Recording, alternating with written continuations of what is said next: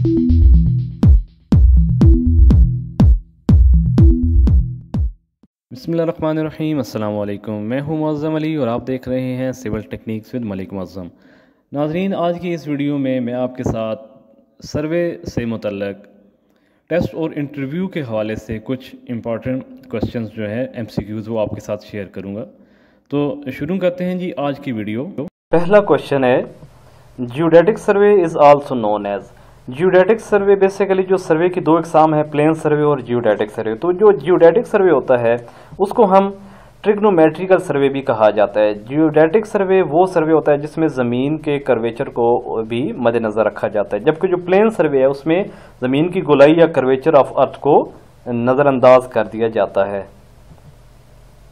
Second question है जी, sum of internal angles of a close traverse. कोई भी क्लोज ट्रैवर्स है उसके अंदरूनी जावियों का मजमुआ, तो वो होता है जी 2n-4 मल्टीप्लाई 90 डिग्री। n का मतलब नंबर ऑफ साइड्स या number of internal angles.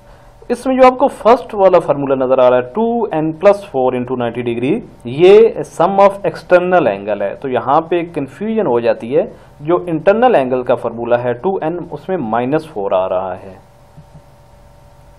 1 square metre is equal to how many square feet.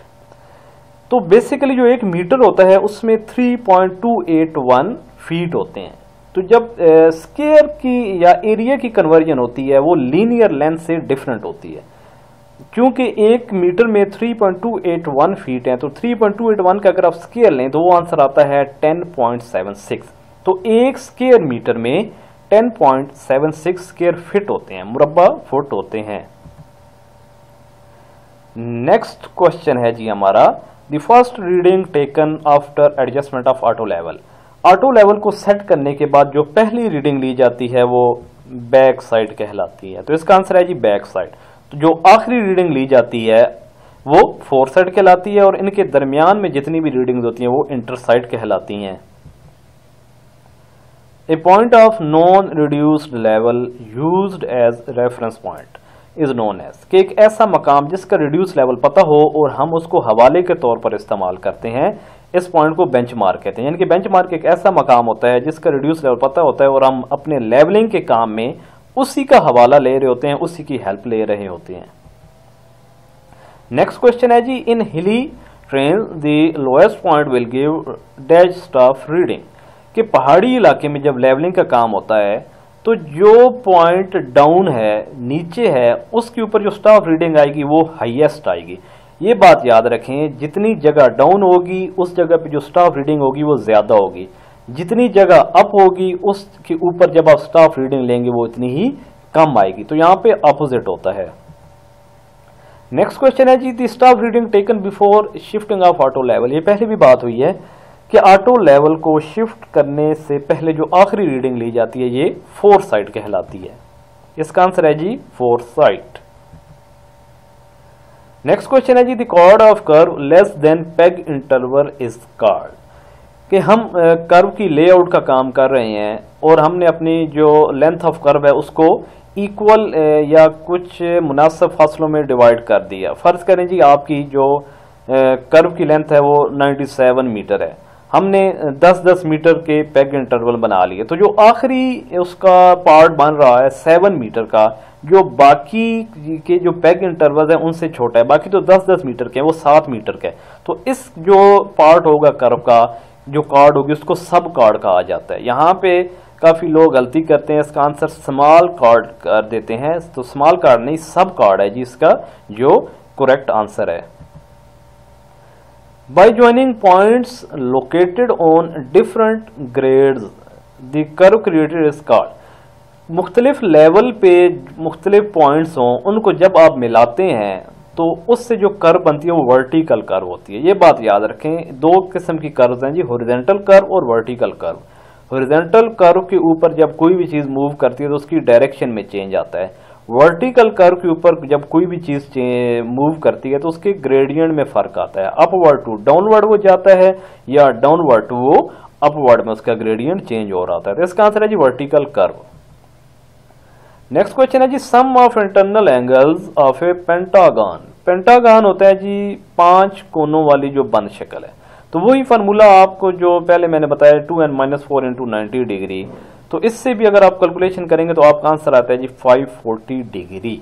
5 कोनों वाली बंद शक्ल के अंदरूनी जावियों का जो मजमूआ होता है वो 540 डिग्री होता है। ट्राइंगल का इंटरनल जो एंगल का सम है वो 180 डिग्री है। क्वाड्रिलेटरल 4 कोनों वाली बंद शक्ल का जो जाविया होता है वो 380 डिग्री होता है। In a well condition triangle no angle should be less than. Well condition triangle हम उसको कहते हैं कि जिसका कोई भी जाविया 30 डिग्री से कम ना हो, 120 डिग्री से ज्यादा ना हो। तो इस क्वेश्चन का आंसर है जी 30 degree. Which equation is correct? तो इनमें से जो ये वाली इक्वेशन है हाइपोटेन्यूज का square is equal to perpendicular का स्क्वायर प्लस बेस का स्क्वायर, ये वाली जो इक्वेशन है ये करेक्ट है। बेसिकली ये पैथागोरस थ्योरम है जो कि राइट एंगल ट्राइंगल को सॉल्व करने के लिए इस्तेमाल होता है। राइट एंगल की अगर आपको दो साइड्स मालूम है तो थर्ड जो साइड है वो मालूम करने के लिए हम ये फार्मूला इस्तेमाल करते हैं। तो करेक्ट इक्वेशन इनमें से ये है।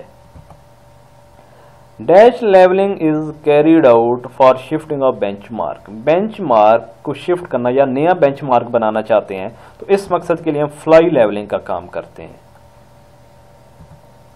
नेक्स्ट क्वेश्चन है जी cross staff is an instrument used for. तो क्रॉस स्टॉफ एक ऐसा सर्वे में यूज होने वाला इंस्ट्रूमेंट है कि जो setting out of right angles कि अगर आप 90 डिग्री के ऑफसेट उठाना चाहते हैं या मार्किंग के दौरान आप राइट एंगल बनाना चाहते हैं तो उस मकसद के लिए हम क्रॉस स्टॉफ का इस्तेमाल करते हैं। Line of collimation method is also known as. जो रिड्यूस लेवल कैलकुलेट करने के दो मेथड्स हैं, हाइट ऑफ इंस्ट्रूमेंट मेथड और rise and fall method.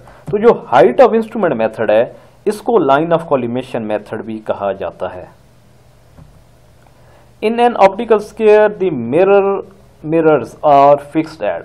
Optical square में दो मिरर्स लगे होते हैं जो कि 45 डिग्री पे एक दूसरे के साथ अटैच होते हैं। 45 डिग्री और 45 डिग्री 90 डिग्री इन दोनों से मिलाने से 90 डिग्री बनता है। तो ये जो दोनों मिरर्स होते हैं ये 45 डिग्री पे एक दूसरे के साथ फिक्स होते हैं।